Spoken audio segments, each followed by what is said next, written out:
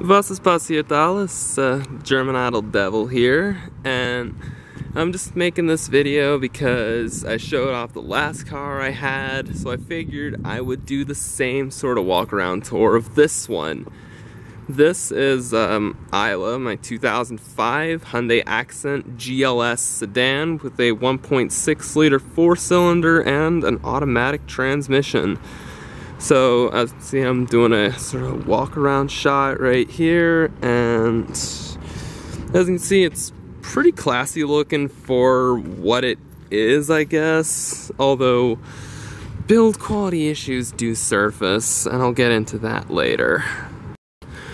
Overall, it's a pretty basic car. I don't even have power locks or windows or anything, but as you can see, it is pretty bland. The seats do adjust, even though when we got this was so stuck I pretty much had to get a wrench to bust it loose. But driving posture is generally okay for shorter trips. I haven't gone any long ones since I found out the seat can actually go up, but I'll have to do that later.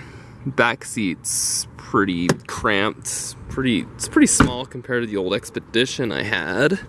Now if I go into the cockpit here, it's once again pretty basic. There's an aftermarket stereo head unit that I might change out for either a factory original one or something else, depending on what kind of plans I have for this. My glove box, as you can see, it's pretty basic and plastic craptastic in here too. It's my shift knob. Got an overdrive button, which is pretty cool, I guess. So I'm gonna go ahead and pop the hood and show you what I've got rocking under there.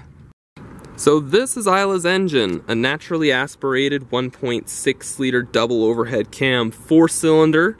It's kind of lethargic, only putting out 106 horsepower.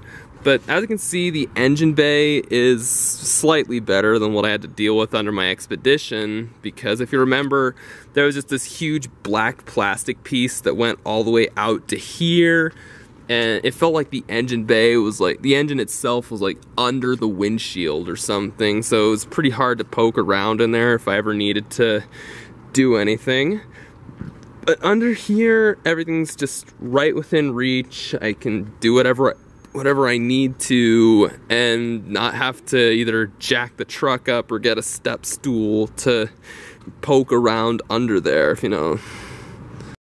Trunk space is also very minimal, and it looks even smaller because I got all this crap in the back, but I will give this thing credit where it's due.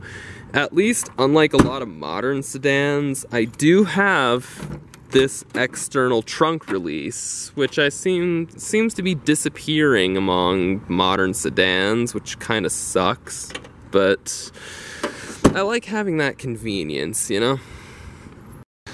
Alright, so that's pretty much the walk around, so I'm gonna go ahead and fire her up, see how she sounds. That is the cutest door chime I've ever heard.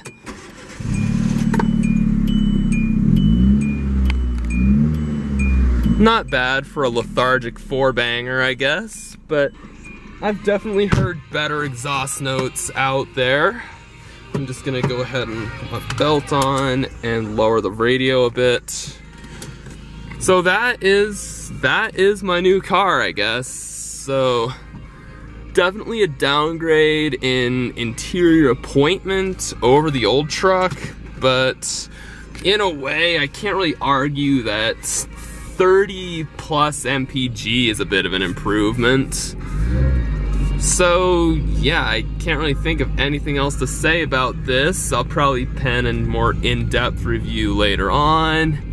So until next time, this is the German Idol Devil. See you later, y'all.